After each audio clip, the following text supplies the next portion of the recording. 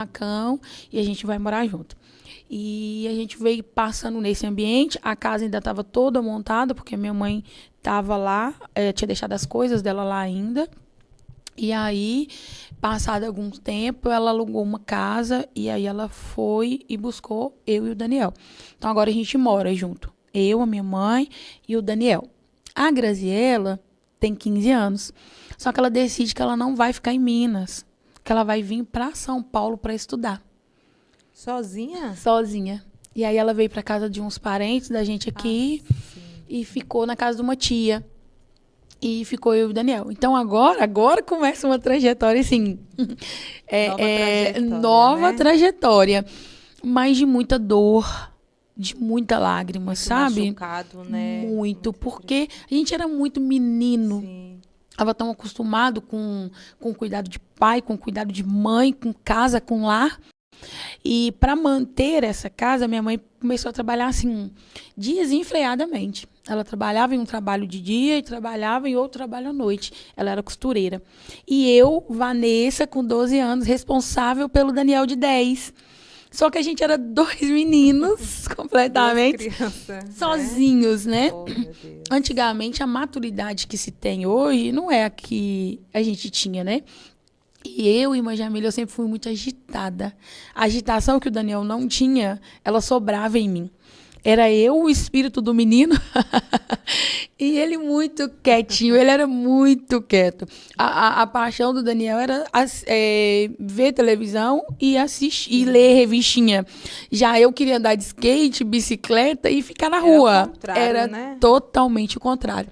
Mas eu era responsável por cuidar da casa, fazer almoço. Eu tinha que ir para a escola junto com ele, passar na empresa onde a minha mãe trabalhava, deixar a marmita dela. E isso virou uma rotina. A gente aprontava muito, né? No caminho da casa para a escola, eu aprontava muito. Eu chegava da escola muito suja, porque eu vinha correndo pela rua. E quase sempre eu apanhava, porque a minha mãe era muito brava. Sim. E se ela chegasse em casa e as vasilhas não tivessem lavada, a gente apanhava também. E se chegasse em casa e a casa não tivesse organizada, a gente apanhava também. Nossa. Ela era muito brava. E isso não me matou. Muito pelo contrário, me ensinou algumas coisas que eu sei hoje. Só que a minha mãe começou a se envolver, né? Conhecer pessoas, conhecer o mundo. Agora minha mãe bebe e sai. E a casa que eles moravam ficou pro meu pai. Porque ele não quis sair, a minha mãe quem saiu, né? Então, ele morava lá. Só que ele foi quebrando, deteriorando a casa, sabe? Porque bebia muito, usava muita droga. Então, não tinha aquele cuidado com a casa. Sim. E a minha mãe pagando aluguel. E aí, eu me lembro que uma vez, criança mesmo, né? A gente aprontou tanto, que os vizinhos reclamaram de onde a gente morava. E a gente morava num apartamento. Então, não podia nem apanhar lá, porque fazia muito barulho.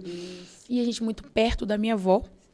A minha mãe levou a gente na casa da minha avó e deu uma surra.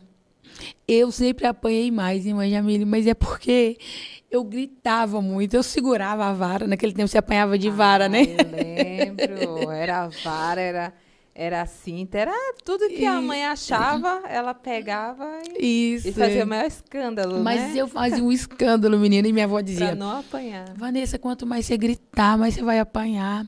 E tentava me defender, mas não adiantava. E aí o Daniel falou assim, Vanessa, vamos morar com o pai? Vamos. Aí eu falei, então vamos.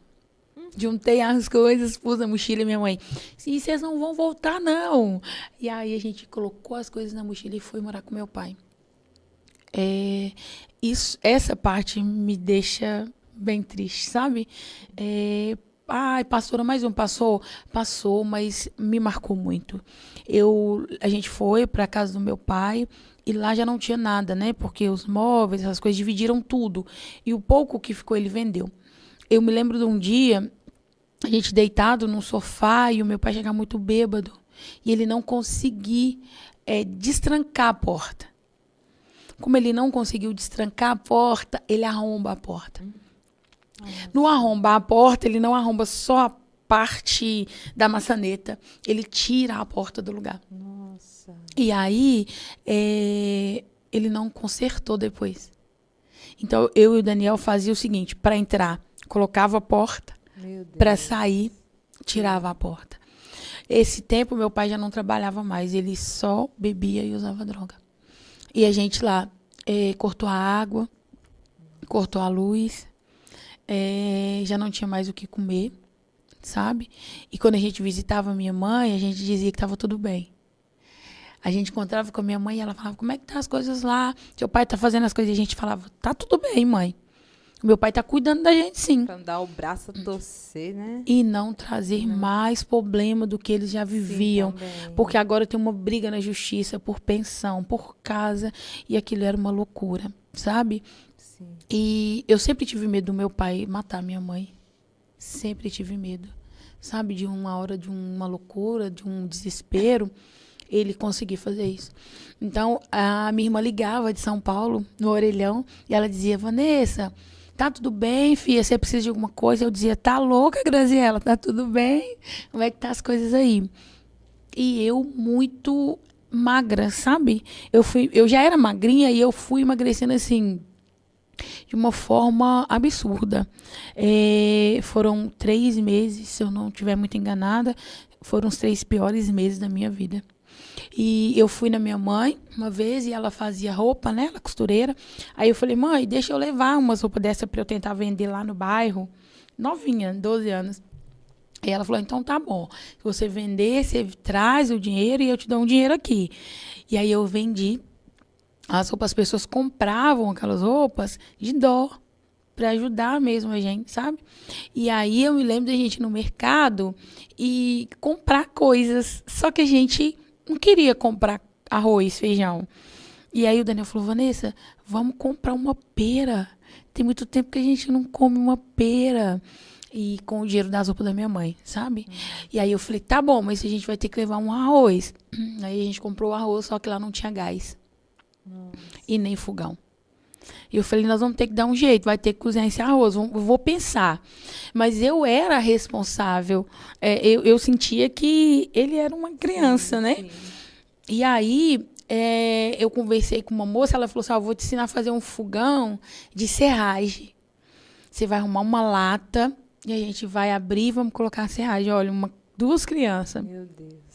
E aí eu fui na madeireira, busquei a serragem, coloquei na lata, menina. Coloquei uma grade, sabe? Grade de forno, de fogão em cima. Sim. E acendi. E aquilo deu fogo. E aí a gente conseguiu. Fiz o arroz e aquilo durou ali pra gente por um tempo, sabe?